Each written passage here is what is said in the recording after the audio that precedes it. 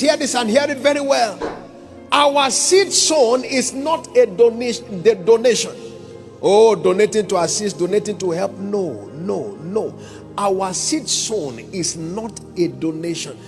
If God needs help, man lacks hope. Please hear this and hear it very well. No man is capable of giving assistance to God. So our seed sown is never a donation to help God. It's not a donation to help the church. It's not a donation to help the ministers, because the ministers are God's ministers. He is bound to take care of them on his own. So hear this and hear it very well. When we are giving our seed, we must banish a donation mentality. Banish a donation mentality. God can do whatever he wants to do with or without you or me. Every individual is only privileged by God to be a partaker of the opportunity of engaging the covenant. Now listen to this very, very carefully. A man goes to sow seed in the ground, plants the seed, waters the seed, grows the seed, eats the fruit of the seed, and is expecting the ground to say thank you to him. That is stupidity. The ground cannot suffer hunger. It is only the man that can die of hunger. Will you ever come to the point where you hear the ground crying and it's crying, He said, ground, what is wrong? I'm hungry, I'm hungry. No, the ground cannot die of hunger. It is the man that will die of hunger. So what he planted in the ground is not to the benefit of the ground, it's to the benefit of the man. Is somebody getting it now? So no man is sowing to the benefit of God. Every man is sowing to the benefit of himself, because everything that you have, where did it come from? From God. Now think about this. The seed that the man is claiming he planted, where did he get the original seed? From the ground. What any man is giving to God, he collected from God. So if it is not a donation, what is it then? Very good. Now our seed is a spiritual transaction for provoking divine favor over our lives. It is a spiritual transaction. A man who teaches you how to make a living and not how to be alive is your enemy. He says, stay clear from those who have false doctrine. And I started by just quoting me alone. I said, even me. If I'm no more preaching Christ, who died, who rose, who is coming again, and I'm preaching how you can become a lottery staker in the church. If you give me 1,000, you are going to get 1 million. That's not gospel. That's businessmen.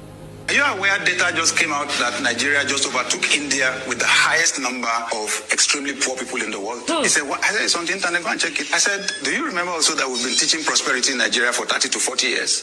He said, yes. I said, so as you can see, we don't deal with data. So where is the teaching? What is the result of the teaching? If after teaching prosperity for 30 to 40 years, we now produced the highest number of extremely poor people in the world, overtaking India, whose population is 4 times or 5 times that of Nigeria. I said, something is wrong with the curriculum. He says, sir, don't say this outside. You are going to spoil business for people. Really, I don't know what to say. I really don't know what to say. I have one problem with people who are too arrogant, with people who take order for granted, with people who will not accept that they are being helped and fed by others. I don't really understand why some men of God would think to themselves that they have to be this arrogant, or they have to come out and say things the way they want to say it, and they have to be rude to people. I don't understand why they have to do that. I really don't get it. I would think that if people help you, if people are helping you, you will come out and appreciate them for doing that. Now, look at what the man of God was saying in this video, right? After they have collected from the members, after they've told the members to pay tithe, to do donations, to do offerings, to support the church activities, they turn around and tell the people that after all, what you've been doing so far is not anything. That what you think you've been doing is nothing, because God can do all by himself. So if God can do all by himself, why is God not doing it? If God is a God that can provide all by himself, why is he not providing all by himself? So it's not a privilege for us. It is our own. It is for our own good to spend our own money to support God's work. That it is a blessing upon us to give you guys money to support your lifestyle. So by giving money to the church, we are not doing a favor to the church, but rather doing a favor to ourselves. What kind of madness is this? What kind of madness is this? These are the things that get me so enriched. When I hear things like that, I'm like, who do they think they are? Who do they think they are? And who gives them the right to make statements like this? Did God empower them to say things like this? You ask members to pay tithe, to do offerings, to support the church, because it is our responsibility as Christians to support God's work on earth. And when we do so, you come out and tell us that actually what we have been doing so far hasn't been to the benefit of the church, but has been towards our own benefit. It's like when we give our money to the church, we benefit. Is that what you are trying to say? That the church doesn't benefit anything from the money we give? After all, the church can survive without our support. Is that what you're trying to say? So if the church can survive without our support, why are you collecting our support? Why are you asking for our support? Why are you collecting our tithes and our offerings? This Isaac Oyedipo guy feels too entitled to come out and say stuff like this.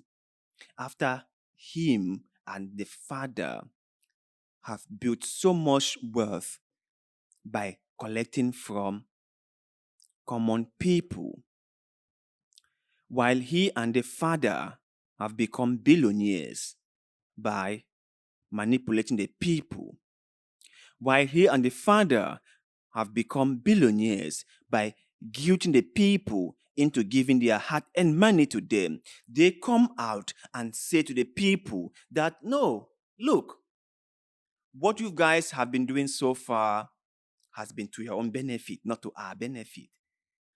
All the money that you guys have given to the church, you guys have supported the men of God, actually was for your own benefit, not for us, because we could always take care of ourselves with or without your money.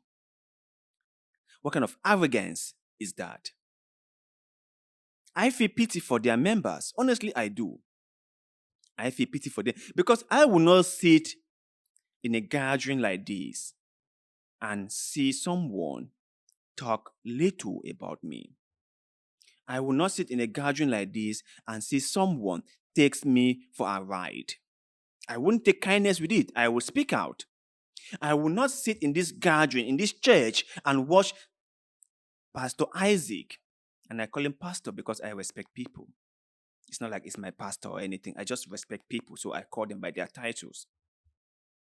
I will not sit there and watch him stand on the altar and say to me that God can do everything by himself, that in fact we cannot help God with anything, and that the church can always survive even if we don't give. And whatever we've been doing, we shouldn't think that we did those things for the benefit of the church or for the men of God, but rather for ourselves.